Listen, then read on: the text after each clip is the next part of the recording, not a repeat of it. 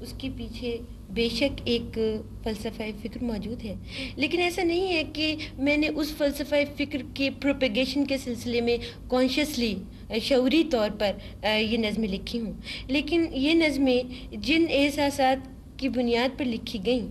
ان کا پیدا ہونا ممکن ہی نہیں تھا اس وقت تک جب تک کہ میری سوچ ایک خاص نہج پر چلنا کھڑی ہو، جب تک کہ میرے اندر ایک یقین پہلے سے ہی موجود نہ ہو، جب تک کہ کسی فلسفہ فکر نے مجھے واقعی اتنا متاثر نہ کیا ہو کہ میں اپنے آپ کو اس فلسفہ فکر کے ساتھ یکجہت محسوس کروں۔ فہمیدہ ریاض کی شاعری کی سب سے بڑی انفرادیت یہ ہے کہ ان کے ہاں صرف جیسے ہم ایک مخصوص کر دیتے ہیں کہ یہ عورت کی شاعری ہے تو اس میں صرف یہ چند موضوعات پر بات ہوگی، تو یہاں ان کی بڑی انفرادیت یہ ہے کہ ایک خاتون شاعرہ ہونا بھی ان کی ایک خصوصیت ہے، لیکن اس کے ساتھ ساتھ وہ ملک کے سیاسی سماجی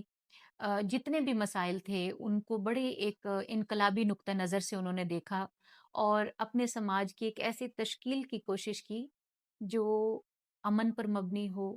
جو اصولوں پر مبنی ہو اور آزادی ہو، جس میں سوچ کی آزادی ہو، اظہار کی آزادی ہو۔ تو یہ ساری چیزیں انہوں نے اپنے ان دانشورانہ جو خیالات تھے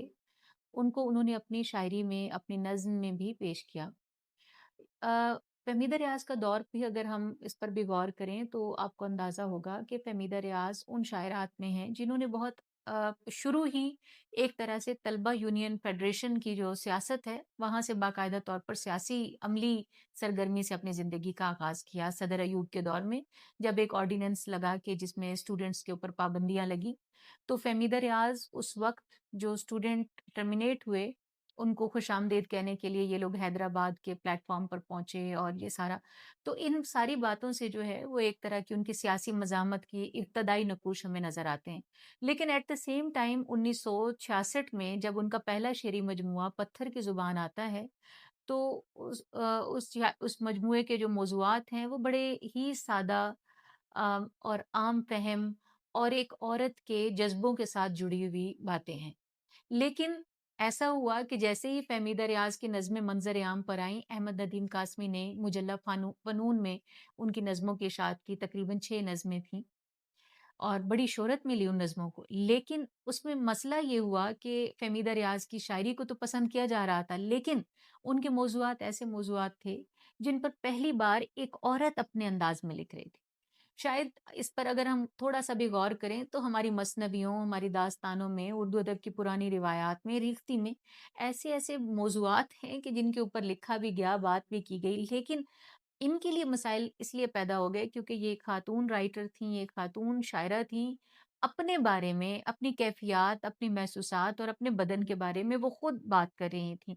تو یہ چیز ایک ہماری سوسائٹی کے لیے اچنبھے کی بات تھی کہ ایک عورت ہو کر اچھا اس کے اندر بھی کوئی حس ہے، اس کے اندر بھی محسوسات ہیں، محبت کا اظہار بھی کر سکتی ہے، تو اس وجہ سے لاؤ اپنا ہاتھ لاؤ ذرا، تو ایک عورت وہاں محبوب نہیں بنتی بلکہ ایک عاشق بن کر سامنے آتی ہے۔ تو فہمیدہ ریاض کی جو محبت کی نظمیں ہیں ان میں بھی وہ ایک یعنی باقاعدہ طور پر جیسے ایک عاشق عورت کا کردار ہے اس طرح سے وہ سامنے آتی ہیں، تو یہ چیز تھوڑی سی منفرد تھی جس نے ان کے لیے مسائل بھی پیدا کیے، لیکن بہت جلدی ان کی شادی ہو گئی اور وہ انگلینڈ چلی گئیں۔ وہاں سے انہوں نے فلم میکنگ کی ایک ڈپلومہ کیا اور صحافتی زندگی سے وابستہ رہیں، بی بی سی میں بھی کام کیا۔ اچھا وہاں پر بھی انہوں نے جو سیاسی مزاحمت کی بات ہے وہ ضرور ان کے ہاں رہی کہ اسی وقت ہی مشرقی پاکستان الگ ہو گیا۔